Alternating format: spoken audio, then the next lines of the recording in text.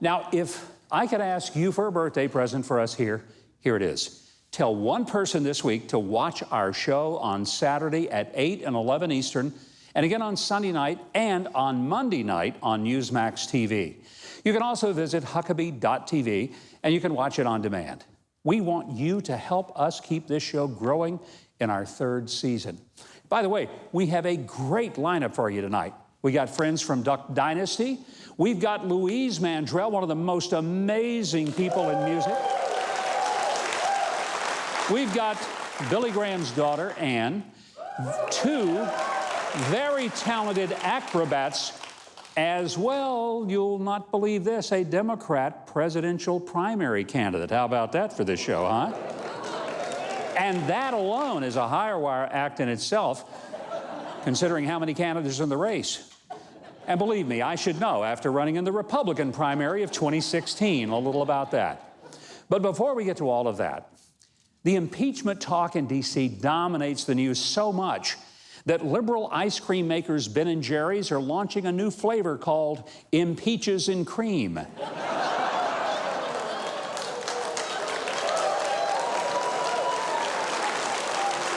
And a famous classic rock band is renaming themselves the Impeach Boys.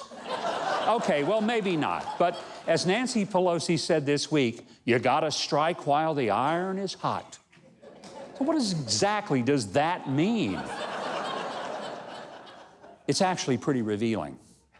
Because if the people who voted for Donald Trump 3 years ago are to have their votes nullified by some partisan politicians in Washington, and if the news media is truly going to go along with the overturning of the election results, then shouldn't their reasons for that be so compelling that the facts will stand the test of time? So I'm wondering, what iron is so hot that Pelosi and the House Democrats are willing to ignore the results of an election?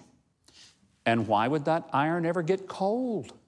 I mean, if this whole thing is genuinely based on evidence and facts, then the case won't get cold.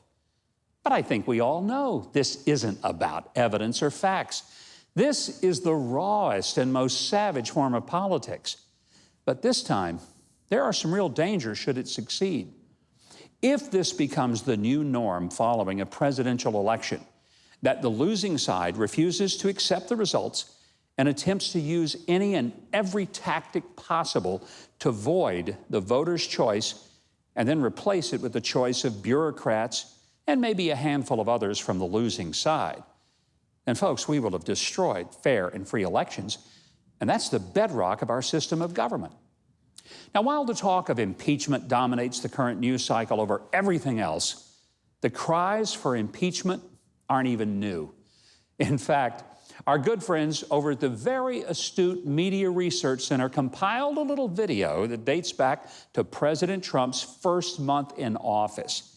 Now, these are the supposedly fair, objective, and unbiased journalists who end up playing a one-note instrument when it comes to President Trump. Watch for yourself. If he takes the risk of going to trial and he's convicted, that could be seen as an impeachable offense. If Trump were caught on a video camera snorting cocaine in the White House, maybe with one of his children, there was at least a chance he'd be impeached. He's not a legitimately elected president in your mind. There are tools that Congress has. I don't see how that wouldn't be an impeachable offense. That tweet fits the Republican definition of an impeachable offense more fully than what Bill Clinton was actually impeached for. Impeachment is very difficult. Grounds for impeachment. It's an impeachable offense. Perhaps impeachable offense. Is impeachment the appropriate remedy? Something for the Congress like impeachment. All of that may be impeachable. That's an impeachable offense. Is that an impeachable offense? Is that an impeachable offense to you? He's much more vulnerable to impeachment. A potential ingredient of impeachment. Where do you see an impeachable offense? It is grounds for impeachment. Even impeachable Grounds for impeachment. Grounds for Impeachment. an impeachable offense. Let's talk about Impeachment is on the table. which impeachable. An impeachable offense. Do you see an impeachable? It's an impeachable. If that's not impeachable, Office on impeachment. Is it impeachable? the president is guilty of For impeachment. Tipping point. Talk of impeachment reaches a fever pitch on Capitol Hill. House Speaker Nancy Pelosi under growing pressure from her own party. Here we go again. Look, I hope you caught not just the hyperbolic screeds for impeaching a president. I hope you noticed the dates.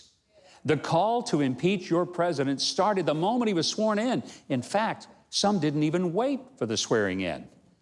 Let it sink into your soul what this means. You go and stand in line to vote after you've listened to the candidates in debates and in every other imaginable news forum. You make up your mind, you decide who you want to vote for, and you go and cast your ballot.